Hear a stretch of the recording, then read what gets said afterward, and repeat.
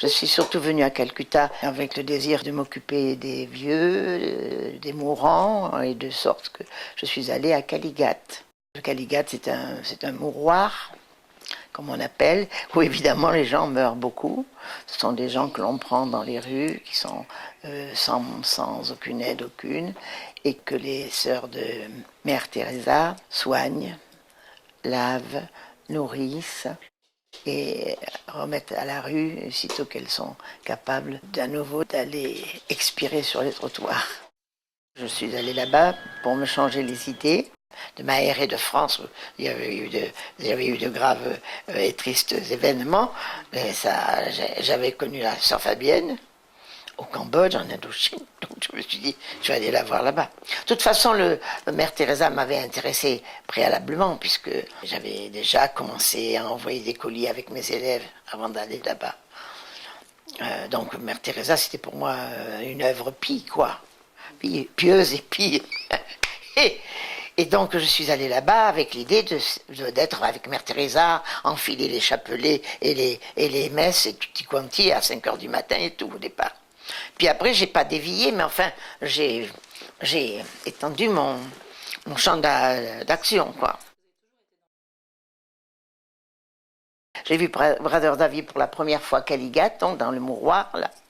Il était venu, je crois, pour essayer d'obtenir quelques aides financières de la part des volontaires qui étaient chez Mère Teresa, au mouroir. Et donc, j'ai trouvé que sa personnalité m'a tout de suite intéressée. Et il m'a dit donc qu'il s'occupait d'enfants qui étaient dans le quartier de la prostitution, tout à côté de Kalighat d'ailleurs. Je l'ai suivi dans ce quartier-là, et son but était d'abord de scolariser les jeunes qui étaient avec leur mère, qui se prostituaient, de les scolariser dans les écoles voisines. C'était assez difficile d'ailleurs, parce qu'il n'avait aucune identité ni rien, et c'est lui qui leur avait fabriqué des cartes d'identité qui n'étaient pas officielles. Et c'est là, je pense, qu'il a commencé à créer son association, New Hope, New Life. Les prostituées lui demandaient de prendre leurs enfants pour qu'ils soient loin des proxénètes. Oui, il y avait beaucoup de proxénètes qui auraient bien voulu s'occuper, entre guillemets, des enfants, garçons ou filles, dès l'âge de 7 à 8 ans. Alors, sentant le danger, Brother Xavier, qui avait donc l'instinct de sauveteur, il a essayé, donc, avec l'aide des mamans, d'abord scolariser les enfants dans les écoles voisines pour les plus grands. Et pour les plus petits, il était fort embarrassé, et c'est donc là qu'il a décidé de faire une sorte de petit pensionnat. Il avait ainsi des enfants de 2 à 3 ans qu'il a jugé nécessaire d'écarter totalement du quartier où ils rejoignaient le soir leurs parents. Le projet de Brother Xavier, c'est assez complexe, hein, parce que certainement il s'appelle Brother, il appartient à une confrérie de prêtres, dirons-nous. Je ne sais pas quand est-ce qu'il a été ordonné. D'ailleurs, ça ne m'intéresse absolument pas. J'ai surtout estimé que la compassion énergique qu'il avait pour essayer d'éloigner les enfants du milieu de la prostitution, d'où ils avaient été engendrés par, quelquefois, leur maman dans des actes de prostitution. Et donc, ça l'intéressait de les protéger, donc, de ce milieu. Donc, voilà. C'était un projet qu'il avait en tête et qui était à peine ébauché. C'était déjà son geste, la dynamique qu'il avait d'écarter les enfants du milieu d'où ils étaient nés et que j'ai visité avec lui, et la façon dont les prostituées venaient à lui parler, évidemment en bengali et tout ça. Je comprenais qu'elle lui demandait quelque chose et il essayait de de les aider aussi sur le plan médical. J'ai bien l'impression, il les envoyait dans des hôpitaux, dans des trucs comme ça. Je pense qu'il avait besoin un peu qu'on l'aide sur le plan financier, un petit peu, voilà. Comme qu'il était maigré, flanqué, avant de lui confier un peu de mon propre pécule, j'ai pensé qu'il était bon de lui faire passer des examens dans un hôpital. Il rechignait, mais je lui dis c'est ça ou c'est rien du tout. Alors je me vois encore avec lui. Au moment où il a fallu, je lui ai fait faire passer des radiographies, des poumons, du cœur, et puis je lui ai fait faire des analyses de sang. Je lui ai dit tout net on n'obtiendrait rien de moi à long terme s'il devait expirer dans les prochains mois ou dans les prochaines années, que c'était pas solide comme projet si j'investissais sur quelqu'un qui était très généreux et tout, mais dont la santé était déficiente. Donc vous avez vu, il était maigre comme un coucou. Alors il a rechigné un peu, mais je lui ai dit c'est ça ou c'est rien du tout. Alors nous sommes allés lui faire des analyses médicales. Tout a été bien fait et il est ressorti de cela qu'il était un petit peu sous-alimenté et qu'il avait une vie extrêmement allons, le mot qui m'échappe, extrêmement frugal, quoi.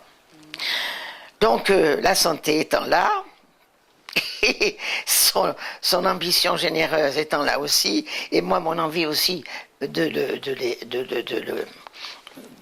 coopérer, a fait que nous avons eu un peu plus de finances pour ce projet, en tout cas. Parce qu'il en a certainement d'autres projets. Frère Xavier, ce n'est pas l'homme d'un seul projet.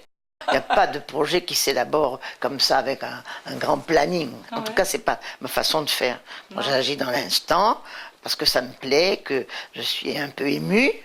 Hein, ça bouge. Et puis que, bon, c'est tout. Mais après, évidemment, se développant, j'essaie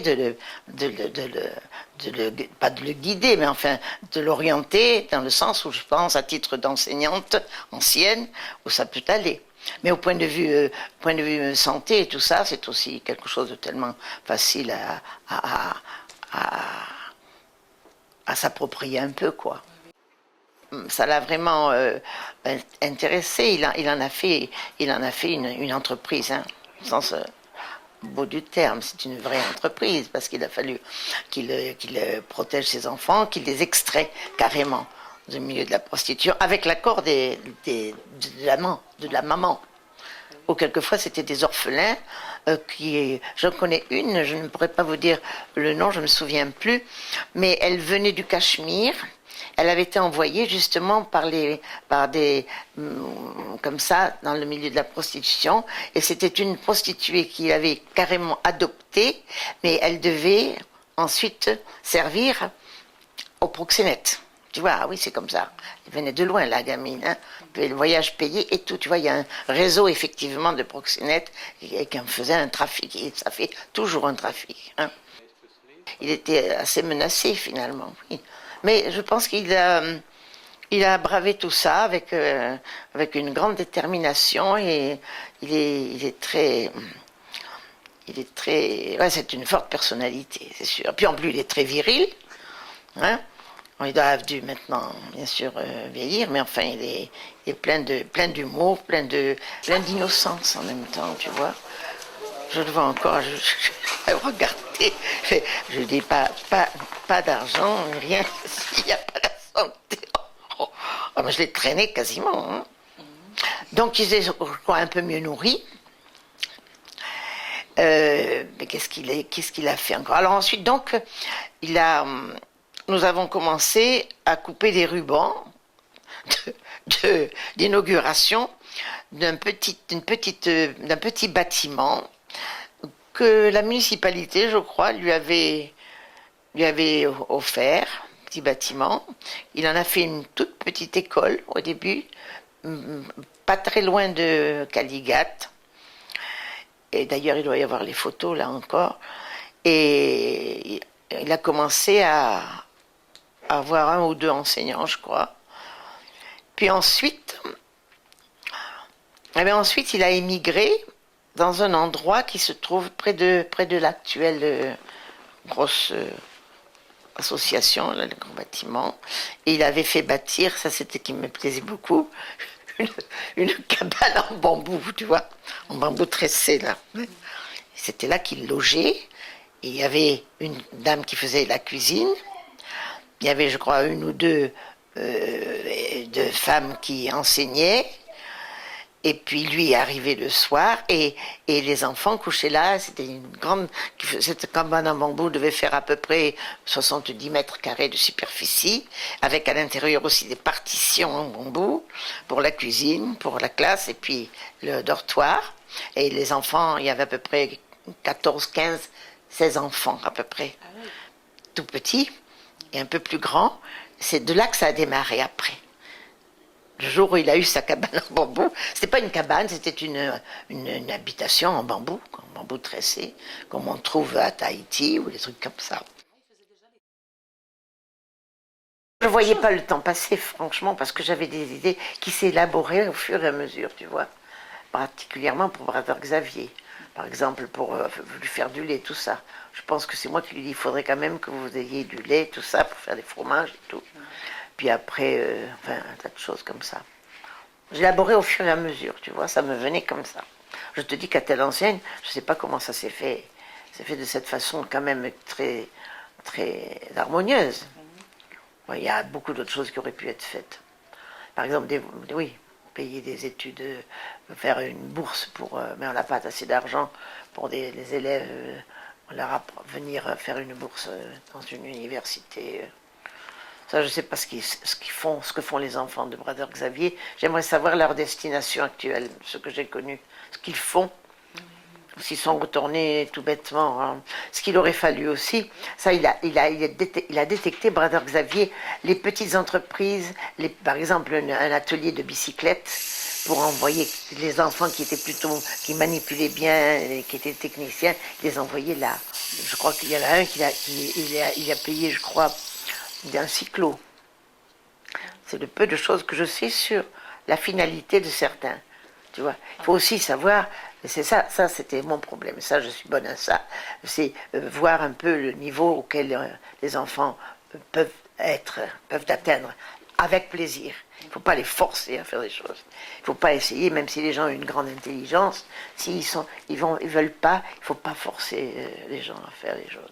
Donc là, je pense qu'il a fait beaucoup de choses et moi je sentais ce qu'il fallait faire, tu vois. Oui. Et les professeurs aussi, il fallait les choisir. Le Brother Xavier m'a très gentiment, et j'ai été très honorée qu'il me demande de faire la sélection officielle de certains de ses professeurs de base. Professeurs d'anglais, alors je leur faisais faire une classe. On leur remettait, ah oui, moi je ne voyais, l'interrogation, pour la façon de s'exprimer, l'élégance et tout ça, bon, mais d'autre part, il y a l'action.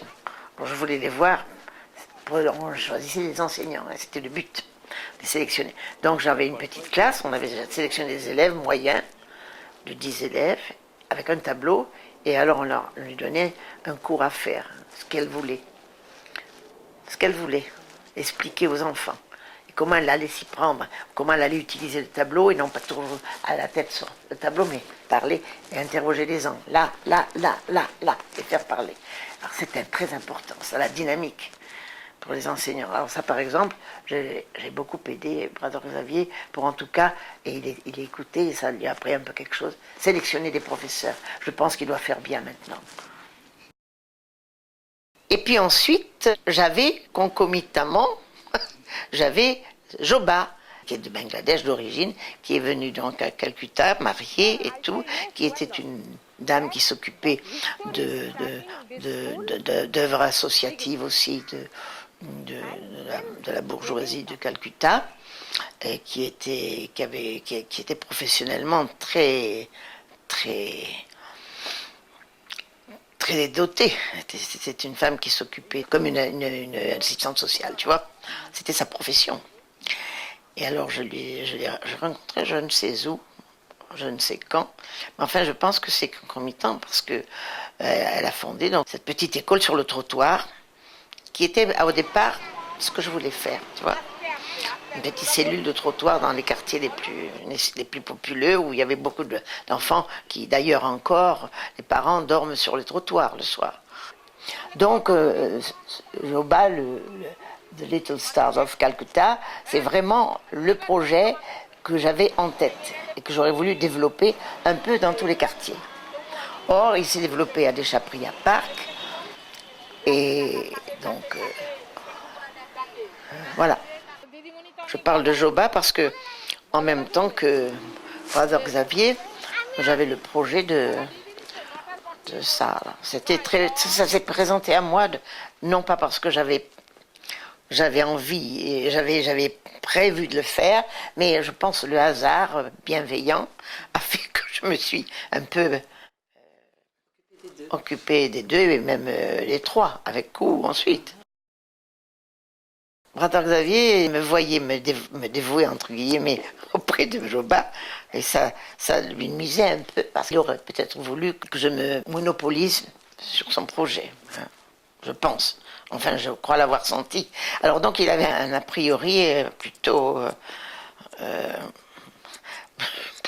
pas enthousiaste. Et puis petit à petit, dans les enfants que Joba a eus et qui venaient de la rue, tout au coin là, de la rue, et qu'on l'a installé dans le parc, puisque le parc il y a, et que c'était un parc public, j'ai dit pourquoi pas. J'ai vu des petites personnalités fort intéressantes se signaler, tu vois, par leur rapidité à écrire, à calculer, et enfin, je sentais que peut-être on aurait pu les faire passer le niveau de la toute petite primaire instruction.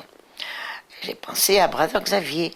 J'ai dit, Brother Xavier, vous pourriez peut-être, il y a des personnages, par exemple Boubaï, tout ça, qui seraient peut-être dignes de venir chez vous, puisque lui, d'emblée, il a conçu le projet de faire donc une école qui ne serait plus non seulement plus, mais qui irait jusqu'au bac, c'est-à-dire classe 10, quoi, parce que là-bas, voilà. Donc il y a eu un lien entre eux par ce biais-là, mais il fallait qu'ils aient une attestation que je faisais moi-même pour indiquer qu'un tel avait toutes les dispositions et les qualités pour devenir un élève vraiment très sérieux pour son école. Donc il y a eu des liens ensuite comme ça. Boubaï n'était pas un enfant des rues. Boubaï a des parents qui étaient commerçants, oui, dans une épicerie voisine. Et ils ont été tout fiers de pouvoir... qui allait dans une école, il faut dire que le système scolaire indien, à l'époque où j'y étais, donc en 94 et tout ça, et je ne sais pas si ça continue pas comme ça, et les enseignants sont très primaires, l'enseignement est loin d'être ce qu'il devrait être, quoi. Aussi bien l'enseignement primaire que l'enseignement secondaire.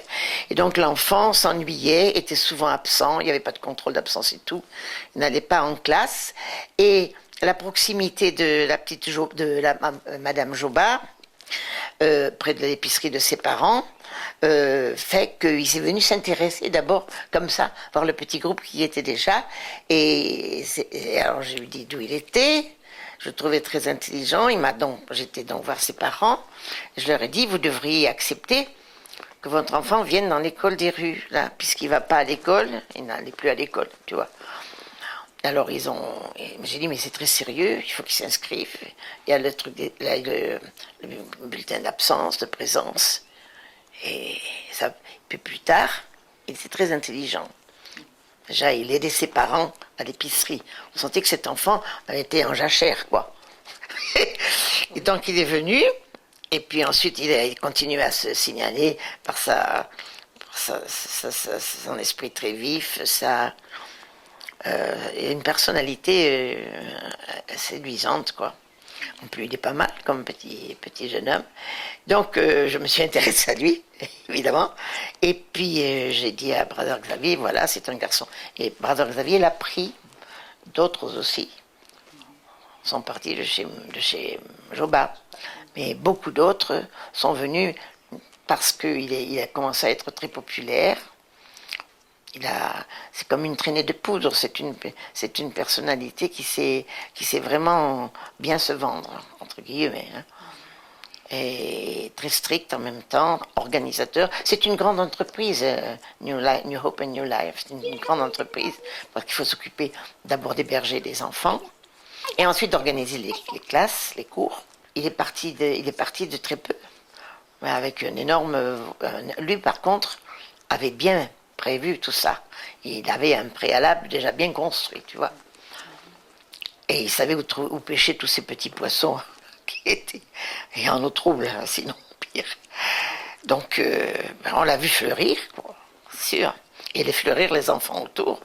Et d'ailleurs, les photos que vous m'avez montrées me montrent que vraiment, ça prospère. Oui. J'en reviens pas, tu comprends. Quand je vois ça, je dis que c'est pas possible que je me sois embrayé dans une histoire pareille. Rien n'était prévu au départ. Je suis pas dans l'humanitaire, c'est des mots qui m'indisposent beaucoup. Non, j'ai fait ce qui me semblait intéressant, c'est tout. Intéressant, hein. Et je sentais que j'étais contente. Donc, si j'étais contente, égoïstement, j'ai dit, on continue, c'est tout. Alors, Kourou, c'est autre chose. Je l'ai connu via Bapi, le chauffeur et sa voiture, qui heureusement était constamment avec moi, me déplaçant à droite et à gauche. Hein. Alors Bapi m'a dit un jour, je crois que vous devriez vous intéresser à une grande dame qui habite à Soupi, près de c'est sa mère, et une grande dame. Elle fait beaucoup, elle s'occupe des gens qui sont handicapés, des aveugles, des sourds, tout ça. Elle a organisé des ateliers et tout. Il me dit, vous devriez voir, elle serait intéressante pour les... Voilà. Alors j'ai donc connu Kou comme ça. Et c'est une femme politique, une tacticienne, qui elle aussi a besoin de s'occuper des handicapés, des gens qui sont un peu proches d'elle finalement. Et donc, ça a été autre chose. C'était déjà une affaire bien construite, bien étudiée, bien organisée. C'est une femme de tête. Ça m'intéressait de voir ce que les enfants dans les campagnes, quoi. Il y avait la cité, puis les campagnes. Enfin, c'est une curiosité presque touristique qui m'a... Et puis c'est comme le Bapi habitait là-bas. J'étais voir Bapi, sa femme, la belle maison qu'il a finie. Je pense, on m'a dit que c'était en grande partie grâce à mes deniers, parce que je le payais généreusement. Il était constamment à mon service. J'avais une voiture tout le temps. Donc, voilà. Alors, on a donc été le voir. Et cette grande dame est effectivement une forte personnalité. Et qui assume son handicap. Je lui ai promis, et la promesse serait tenue si elle venait, si elle le voulait, de lui faire connaître un chirurgien orthopédique qui pourrait Je lui ai à maintes fois répété ma proposition, que je maintiens d'ailleurs, je ne lui ai pas dit parce que je suis passée là-bas, mais je crois qu'elle est bien comme elle est, quoi. Elle n'a pas envie je crois que son handicap c'est devenu une affaire très personnelle. Ça l'ennuierait d'avoir autre chose. C'est très drôle, j'ai étudié son problème. Là aussi, j'ai participé, enfin on a participé à la scolarisation d'enfants qui étaient handicapés dans des villages où ils ne pouvaient pas se mouvoir. Où ils étaient ou aveugles ou bossus, et tout à fait illettrés. Alors ils étaient dans des petites maisons enfin des maisons là pour le coup en bambou aussi, avec des toits complètement abîmés, des petites choses très pauvres. Les musulmans et les Indiens de religion hindoue cohabitaient sans aucun problème. Hein. On ne peut pas dire que... Et ils étaient là, enfouis dans la campagne, les handicapés ou les bossus ou les tordus, de quelque sorte, n'avaient pas de scolarité, on leur avait pas appris à lire ou des trucs comme ça. Alors je me suis intéressée à eux, c'est en somme un peu le sens de l'enseignement qui revenait. Je trouvais qu'ils avaient l'œil tendre. Ils étaient très... Ils avaient beaucoup d'allure dans leur pauvreté, dans leur dénuement, dans leur handicap. Alors par exemple, je ne sais pas, je ne sais plus le nom, j'avais décidé que comme il avait quand même 15 ou 16 ans, qu'il ne pouvait pas bouger, il rampait par terre. Oui. Il était avec ses parents dans une même pièce. C'était un enfant qui commençait à être à 16 ans. Alors, je dis que ça serait bien qu'on lui fasse construire une petite chambre. Alors on a payé, je crois, pour lui faire construire une petite chambre où il était enfin seul. Un truc comme ça, tu vois. Je me souviens de ça particulièrement, ça m'avait fait plaisir. Kou elle-même, qui s'est vraiment bien débrouillée avec son handicap, c'est remarquable. Je ne sais pas si elle croit en quoi que ce soit. Elle a vraiment une puissante personnalité. Brother Xavier aussi. Quand Odile me montre, des fois, je dis, c'est pas vrai, c'est pas moi. C'est pas moi, je ne me reconnais pas, à peine. Non, mais c'est vrai. Mais non, je t'assure, mais c'est pas vrai. Tout ça bien organisé et tout. Et en plus que ça se diffuse à d'autres personnes, comme ça, je dis, c'est pas possible. Mais il y a une sorte de diffusion étrange qui se fait. Les gens vont, et puis c'est bien. Ça aussi, c'est une chose invisible, ça. Ce qu'on voit, quand tu essaies de me faire décrire, il y a ça, plus le développement spirituel, si tu veux, entre guillemets, des gens qui font ça, des jeunes que Odile qui viennent de futurs docteurs et tout ça, qui s'en vont là-bas, moi, je trouve que c'est faramineux. Tu vois? C'est comme une toile d'araignée. C'est très étrange, c'est très étrange, très étrange. Mais tout ça, il n'y a aucun effort, quoi. Il ne faut pas admirer les gens pour ça.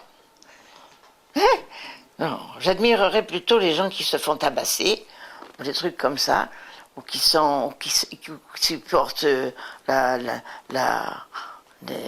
domination politique, par exemple. Les gens qui sont enfermés comme ça. Ça, je trouve que supporter ça, c'est pas admirer, qui est vraiment source de compassion. Mais l'admiration, je vois pas. Non. Ce qui me porte à des raisonnements qui vont très loin. En parlant du Christ, par exemple. Ça m'amène très loin. Mais enfin, ça, c'est mon problème. Ouais. C'est mon problème. Mais quand je m'endors le soir, je pense à toutes ces petites personnalités, ces petites vies qui sont bien, quoi. C'est tout. Ce sont des conséquences d'inconséquence. Puis c'est tout. Mais je ne comprends pas. D'ailleurs, c'est ça le mystère. Je ne comprends pas comment tout ça c'est bien élaboré, c'est bien organisé. Parce que s'il y a quelqu'un qui bordélique, c'est bien moi. Mais tu vois, ça s'est organisé. Ah, bon, je peux parler quand même d'Odile, parce qu'elle est là, pour le coup, c'est quand même une cheville vraiment importante. Mais enfin, j'ai commencé un petit peu partout comme ça, comme la chat de buffle avec Brother Xavier, ou des trucs comme ça. J'ai été poussée à faire des trucs. Les choses se font comme ça. Puis quand tu sens quand même qu'il y a autour de toi des gens qui en valent, enfin, que je pensais, et que je pense toujours, qui sont bien dans leur peau là-bas, comme ça, c'est bien. Mais justement, le problème pour Brother Xavier, j'ai souvent pensé, il est assez hermétique sur les autres provenances d'argent.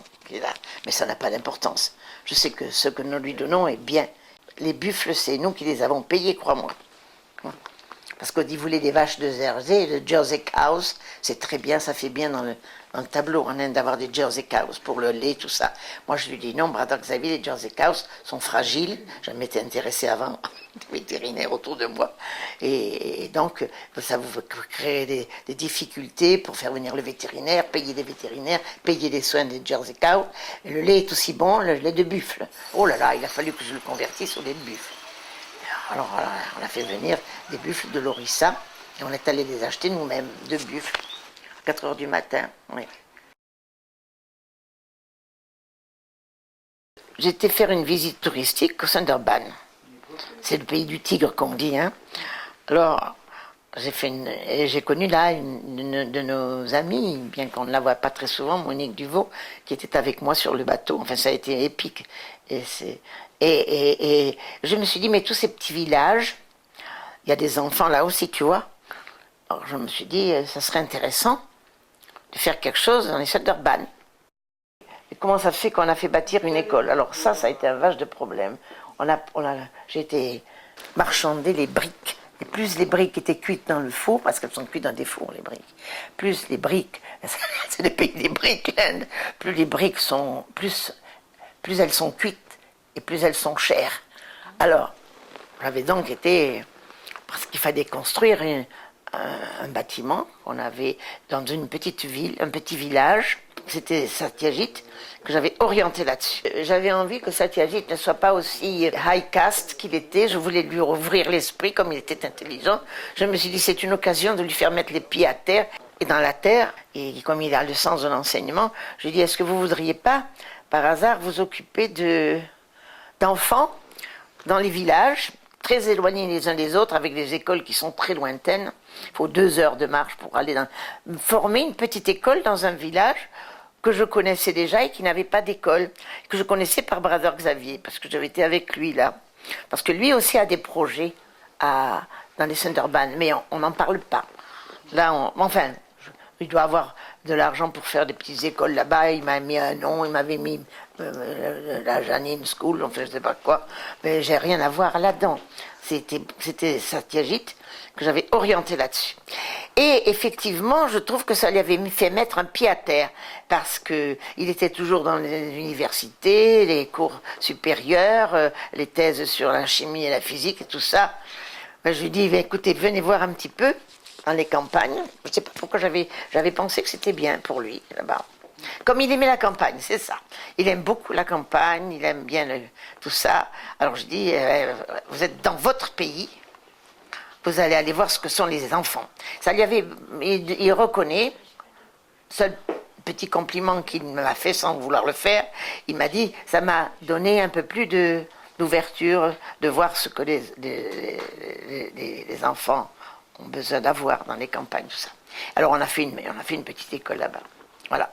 Enfin, école. Ce sont des enfants qui, ne pouvant pas aller très loin parce qu'ils ne pouvaient pas encore marcher et tout ça, ou qui avaient besoin qu'on leur fasse une école primaire, quoi, apprendre à lire, à écrire et à compter. Lire, écrire, compter. Et éventuellement chanter. Parce qu'il y avait un professeur de chant là-dedans, professeur de musique. Oui, voilà. Alors là, ça s'est fait aussi, on ne sait pas pourquoi. Bah, avec la volonté des paysans, c'était assez rude. Parce que les paysans là-bas, et particulièrement les paysans de Djangacho, sont très spéciaux. Ils ont des guerres intestines avec les villages voisins. Ah oui, alors, faut le faire. Mais enfin, on l'a fait, quoi. Peu ou prou, ça s'est fait. Et je pense que les résultats sont pas mauvais. Mais enfin, ils ne nous envoient pas beaucoup de rapports financiers. Mais c'est pas quand même l'aventurier des grandes plaines, hein, de toute façon. Non, c'est pas ça. Non. Mais enfin, on prend ce qu'on a sous la main. Okay. C'est tout. Brother Xavier a été incapable pour les filleuls, tu sais, d'adopter des filleuls, des trucs comme ça. Ça, il a été toujours incapable il m'a dit débrouillez-vous, il m'a nommé ceux qui devaient être intéressants pour continuer à donner ici des parrainages. Mais ça, j'ai jamais trop aimé, ce parrainage. J'ai jamais trop aimé. Je préfère que les gens donnent sans focus, avoir un focus sur un seul individu, tu vois. C'est un petit peu trop gnangnan. J'aime mieux que les gens aient plus d'ouverture d'esprit et donner pour des activités qui sont pour beaucoup de gens. Tu vois, c'est pour une sorte de respiration plus grande que ça peut aider aussi. J'ai jamais été très... Mais c'était très difficile aussi, parce que les parrainages demandaient de faire l'historique de chacun des enfants, parce qu'il fallait envoyer les progrès scolaires et tout un tas de choses. Ça demande un boulot monstre que je faisais moi quand j'étais là-bas 3 ou 4 mois. Mais après, ça a été impossible de pouvoir amener ça à bien. Et ça, Brother Xavier, sur ce côté-là, est zéro pointé. Il n'aime pas ça. Finalement, il préfère viser chacun d'eux parce qu'il est près d'eux, mais il n'aime pas les singulariser, tu vois. C'est une injustice par rapport aux autres dans l'ensemble. Parce que les autres sont jaloux de voir que les parrains envoient des cadeaux, envoient des lettres, et eux, ils n'ont rien. Tu vois, en un sens, c'est un peu négatif. C'est toujours négatif, d'ailleurs, à mon avis. Je n'ai pas fait ce que je voulais faire. J'aurais voulu être docteur. Bon, mais là, maman a dit, mon fils, tu seras docteur, et ma fille, tu seras dans l'enseignement. C'est comme ça que ça s'est passé. Moi, j'aurais aimé faire la médecine. Et mon frère, il fallait le préserver des gens. Parce que lui, il s'est fait avoir jusqu'alors. Il ne se faisait pas payer, il s'est fatigué énormément tout le temps. Les seules engueulades que nous avons eues avec mon frère, je lui disais, mais fais-toi payer, etc. Il aurait fallu qu'il soit professeur de physique ou de chimie ou je ne sais quoi, ou chirurgien, parce qu'il aimait beaucoup la chirurgie. Et maman a dit, tu seras docteur, et alors il est allé, s'est fait docteur, quoi. Enfin, c'était pas... Pour vous, l'enseignement. Oui. Donc, à vous, les enfants. Oui, mais enfin, j'ai eu ce que je voulais, c'est-à-dire les voyages. Je m'en suis tapé de vrais voyages, oui. Je suis partie, oui. Je voulais être reporter. Je voulais être reporter de grandes aventures. C'est ça que je voulais. Ou hôtesse de l'air, tu vois, les voyages toujours. Hein, voilà. Puis j'ai terminé en étant enseignante, quoi. L'Inde m'a apporté beaucoup. C'était une belle période, très chamarrée, c'est l'Inde, quoi.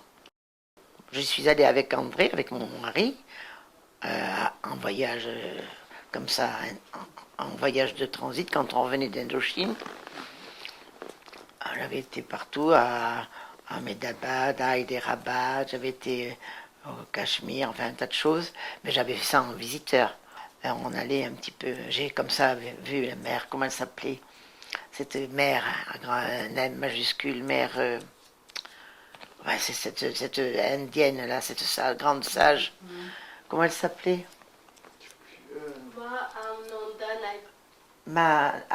Ayanda Mani, non, Ayanda, enfin bref, une grande figure de la sagesse hindoue.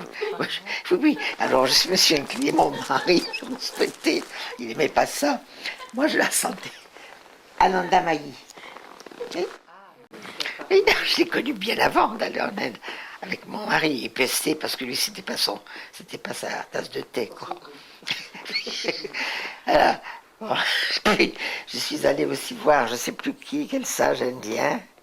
J'en ai vu, hein. Mais l'Inde a été pour moi toujours c'était un rêve, l'Inde, pour moi. Parce que j'avais vu un très beau film de Jean Renoir qui s'appelle The River, le fleuve. Il y a très longtemps. J'étais encore, je crois, au lycée. C'était magnifique. Tu l'as vu, le fleuve, The River? C'est un film merveilleux. The River, c'est la rivière, le Gange, oui. Et c'était un très très très beau film. Toute l'ambiance, le bruit, le rythme lent, tout ça. Ça m'a beaucoup plu et j'en ai été marquée, tu vois. C'est je rêvais d'y aller. Je rêvais d'aller en Inde. Les Maharajas, tout ça. J'étais complètement absorbée par ce que je faisais. C'était loin des Maharajas et de tout ça. J'ai vraiment vécu intensément. À telle enseigne que c'est grâce à Françoise Cochin, que j'ai sauvé mon existence, parce que j'avais les jambes, je me rendais même, j'étais fatiguée, mais j'avais les jambes très grosses et tout. C'est elle qui m'a emmenée en clinique où j'ai été immédiatement prise en soins intensifs, en 2005, je crois, non? 2005 oui. 2006. Autrement, je vivais vraiment intensément. Je ne voyais pas les jours partir. Vous n'avez jamais eu envie de vivre là-bas, de rester? Écoute, c'est une chose que j'aurais peut-être aimé. Oui, peut-être. Mais j'avais quand même eu beaucoup de vie avant, avec en Indochine et tout ça. C'est une chose que je me suis posée comme idée. J'aurais voulu avoir une belle maison, vivre là-bas. J'aurais aimé aller, je n'y suis jamais allée, sur la côte, là, comment ça s'appelle, la petite colonie française, là? Pondichéry. À Pondichéry, j'aurais aimé aller à Pondichéry. Je ne suis pas allée du tout. J'aimais beaucoup le Cachemire. J'ai beaucoup aimé aussi. On y était allé avant avec une de mes amies près du Bhoutan. C'est très beau, voilà. J'aurais aimé, oui, ces choses-là m'intéressaient. Ça m'intéressait, mais Mais vous avez été happé par vos projets. oui, puis j'avais besoin aussi de revenir en Europe parce que j'avais encore quelques affinités en Europe. Donc, Mais bon, vous reveniez quasiment tous les ans au projet. oui, oui, pendant 5 6 ans, j'ai fait ça, oui. Oui, et oui, ça a été, ça a été curieux comme. Après, j'étais même énervée de voir ces gens qui venaient uniquement chapeleter pour Mère Teresa. Ça m'énervait, oui. Parce que bon, j'étais pareil finalement. Je suis venue là. Bon, ça m'a fait du bien quand même de me délocaliser après la mort d'André, de mon époux. Là. Ça m'a fait du bien. Et puis après, donc, curieusement, je suis revenue à l'enseignement. Oui. Et finalement, c'est toujours les enfants qui vous mènent. Oui, quelque part. oui. Peut-être parce que finalement, j'en ai pas eu, que ça me faisait plaisir de. Ça doit être ça. Ça doit être ça, je sais pas. Je me suis pas analysée, tu sais. Ah ben oui, c'est une organisation, tout de même. Il y a une présidente, il y a un trésorier, puis après il y a les membres, les donateurs. Ça serait éventuellement une association qui pourrait, qui s'occupe donc des enfants, de scolarisation, mais qui pourrait aussi bien faire d'autres choses dans d'autres pays. Mais on est en Inde, ça pousse bien, on continue à les avoir. Mais s'il y avait par exemple un projet intéressant en France, mais c'est difficile à trouver. Là, il y a plein de sécurité sociale, d'associations déjà qui s'en occupent. Mais c'est une association comme beaucoup d'autres, quoi, qui fait que tout de même, ça aide, si tu veux, disons, financièrement, un peu les associations qui se... Alors, ça a permis la création officielle. J'ai exigé que chacune des groupes dont je m'étais intéressée, j'ai exigé d'eux qu'ils s'inscrivent officiellement comme des associations en Inde. De sorte qu'on ne venait pas en aide à des anonymes ou à des personnes dévouées, mais on intervenait d'une association à une autre association. Tu vois. Et d'autre part, ça permet non seulement de faire quelques générosités en Inde, développer aussi des enfants, mais en France aussi, ça permet à des personnes qui ont envie de voir ailleurs, d'ouvrir leur esprit à des projets, pas caritatifs, mais des projets, ça leur permet de se développer, de respirer mieux et éventuellement d'aller là-bas, tu vois. C'est un double intérêt, tu vois. C'est un intérêt en Inde et ça a un intérêt aussi en France parce que tu vois les jeunes étudiants qui partent là, les gens qui sont à l'école technique ou je ne sais quoi, les jeunes futurs Toubib et tout ça, vont là-bas. Et puis ça se diffuse, quoi. J'étais un peu seule au départ et j'ai donc connu Odile à Caligat. La première fois que je l'ai vue, elle était en train de soigner une malade à côté de lit de celle que j'étais en train de nettoyer. Et donc on a sympathisé. Ben, de fil en aiguille, je l'ai mieux connue. C'est sœur Fabienne qui m'a dit, vous savez, il y a une petite volontaire là, justement, Odile Général, qui habite dans un endroit, elle habite je ne sais où, un endroit qui était très inconfortable avec tout un tas de gens bizarres, tu sais, qui vont en Inde et à Calcutta particulièrement pour se shooter ou des trucs comme ça. Alors je l'ai connue et puis alors J'en ai parlé à sœur Fabienne, elle m'a dit oui, etc. Elle aurait été choisie comme organisatrice des volontaires et tout. Elle était très, très bien cotée, Odile, déjà là-bas. Et donc, moi, je ne savais rien du tout. Je la trouvais sympathique. Je lui ai dit, ben, j'avais trois chambres avec deux salles de bain dans ma résidence de, comment ça s'appelait? Je ne me rappelle plus. Elle me le dira. Donc, elle est venue, on a beaucoup sympathisé, on a beaucoup parlé le soir. J'ai surtout beaucoup parlé, sans doute. J'avais même mon mari qui venait de mourir et tout ça. Alors, j'ai beaucoup. Et elle m'a écouté, apparemment, elle m'a trouvé intéressante. Et puis, je l'ai trouvée sympathique. Et j'ai dit, ben, venez avec moi. Et elle m'a suivi partout. Quand elle était là, oui, c'est quand même un personnage très important dans mon existence d'après que je sois allée en Inde, parce qu'elle est vraiment elle est très donnée, très donnante. Mais ça, comme je t'ai dit tout à l'heure, on ne peut pas s'empêcher de trouver ça étonnant et d'admirer un peu. Mais en fait, elle ne pourrait pas être autrement. C'est toujours le raisonnement que je tiens, tu vois. C'est un petit peu négatif, en un sens, mais c'est la vraie. C'est vrai. Elle ne pourrait pas être autrement. Elle souffrirait d'être autrement. Et elle est justement donnante et les gens en prennent beaucoup d'elle. Un peu trop, quelquefois. Elle se fait exploiter, tu vois. Bon, moi, j'ai toujours essayé de ne pas m'exploiter, mais en ce moment, par exemple, je suis privilégiée, comme dit tout le monde. Tout le monde me dit je suis privilégiée. C'est vrai. Oui, parce que c'est une étonnante personnalité, c'est vrai. Elle a une disposition d'esprit étonnante aussi. Elle ne peut pas faire autrement. Elle est toujours sur la brèche. Elle est assez peu commune comme enfant, j'allais dire, oui. Donc, c'est quand même un personnage dans ma dernière partie de vie. Au début, je lui téléphonais, on avait des communications téléphoniques d'ailleurs qu'elle a dû dans toujours pays de sa propre. Ici, quand j'avais des problèmes, des trucs comme ça, là-bas, on parlait par téléphone. Et elle a tout suivi.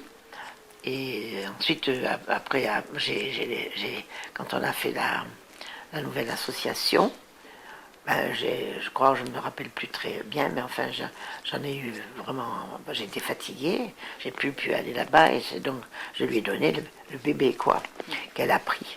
C'est énorme, parce qu'elle organise avec beaucoup de compétences des réunions des jeunes qui partent là-bas. Elle s'est bien organisée et tout. Donc il y a une association qui finalement a vu le jour, une deuxième association, dirais-je. La première étant, on a tourné la page, et celle-là, vraiment, l'association, je crois, qui va durer, qui durera. Enfin, il faut qu'elle s'organise elle-même pour qu'elle dure. Oui, je pense qu'il revive. La preuve, elle apprend le hindi avec beaucoup de goût et tout. Elle aime l'Inde. La chaleur ne la contrarie pas trop. Et voilà. Alors, c'est ça. Oui, je voulais te dire beaucoup d'Odile, mais on peut résumer c'est vraiment un personnage. C'est une rencontre que le hasard a fait. Dont le hasard m'a privilégié, je dois dire, c'est sûr. Il y a Roland, son papa, qui est le trésorier, mais enfin, c'est elle qui organise, qui dépêche, qui. Oui, parce que quel rôle elle a finalement aujourd'hui? Ben, le rôle présidente d'abord. Et le rôle principal. Je la vois mal. Je ne pense pas qu'elle pourrait. Qui il y aura après elle, je n'en sais rien. Je sais que dans le bureau, il y a Karen, il y a Madeleine, qui est une Anglaise que j'aime beaucoup, à Londres. Il y a qui d'autre encore? Je crois qu'il y a Françoise Cochin, je crois qu'elle y est aussi. Je ne sais pas si tu y es, toi, j'en sais rien. Il y a un bureau. C'est vrai que ça ne serait pas pareil. Oui, c'est un personnage qui a bien pris la suite. Elle m'a beaucoup aidée aussi là-bas. Elle a pris des photos, des films. Elle a adhéré tout de suite à tout ce que je faisais. Et puis, c'est assez curieux d'ailleurs parce que oui. Bon, j'étais vraiment sur un bon chemin. Oui. En fait, j'allais là-bas pour me changer les esprits. Mère Teresa, pour moi, je me disais, j'avais eu une dynamique de suivre mon mari qui a mis beaucoup de temps à souffrir avant de mourir. Et il me fallait une même dynamique après sa disparition. Donc un mois après, j'avais foutu le camp en Inde. Donc tout ça, c'est tenu, tu vois. C'est des fils tenus qui, pour ma vie privée, aux événements qui se sont passés, les rencontres. Tout ça, c'est... Oui. Voilà.